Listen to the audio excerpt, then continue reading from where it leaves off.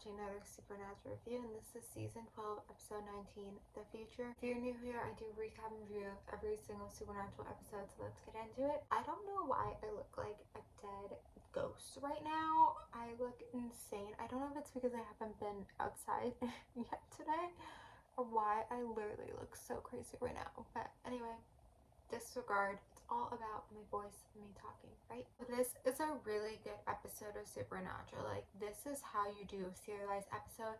And I was watching it, and at first I was like, this is not gonna be a good episode. And then as the episode went along, it kept getting better and better. And like literally when it was like halfway through the episode, I was like, okay, I'm putting on the good list. And then every like 5 minutes, I had to keep like moving it up on the good list. So right now it's like second on the good list for the season, when I'm like, this is like a really strong season. Like, I keep talking about how strong the season is, how the episodes are so well written. And like, I knew we were gonna get into some serialized episodes, and the serialized episodes we had more recently have been either put on the bad list and then like not too bad, or just been okay, and like they haven't been as strong as some of the other episodes this season. But this was a really, really strong episode, and I can't emphasize this enough. Like, it just, as it went along, it just kept getting better and better. And this episode really was focused on Lucifer's baby and everything with that, and so it's kind of good that there was nothing about the Men of Letters in this, like not even like a sprinkle.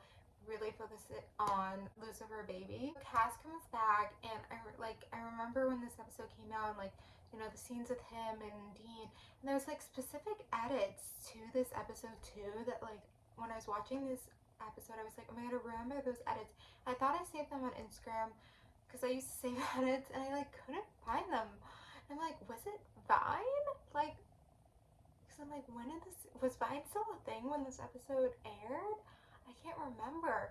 But I'm like, I remember this like specific edit, and I'm like, oh my god, was that like, I thought it was Instagram I had it saved, but maybe it was Vine? I don't know. I couldn't find the edit. Maybe it was deleted. Maybe it was Instagram and it was deleted or something. That's really sad. It was a great edit. Anyway, but yeah, so there's like heartwarming stuff with that. Then they realize that Cass is gone again, and he stole the cult, and then the angels are after also, that's, I think, why at the beginning of the episode, like, she tries to commit suicide, which, like, triggering.